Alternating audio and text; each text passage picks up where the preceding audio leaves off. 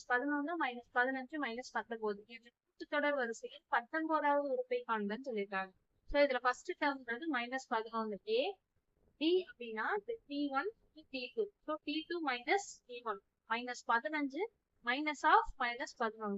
So அந்த minus into minus plus ஆயிடும். -15 + 11 -4. So d யோட வேல்யூ -4 கிடைக்கும். இப்போ 19வது உறுப்பை காண்க. ஒரு நம்பர் இத்தனாவது உறுப்பை காண்கனா formula tn = a + n - 1 × d.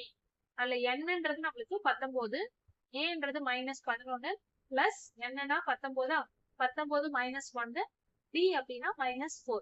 அப்படியே பாருங்க -11 அப்படியே இருக்கு, பிளஸ் 19 - 1 18 இன்ட்டு -4. ஸோ இங்க மல்டிபிளிகேஷன் இருக்கிறதா அர்த்தம். அடுத்து -11 18 இன்ட்டு -4 -72. ஸோ -11 -72 -83. ஆன்சர்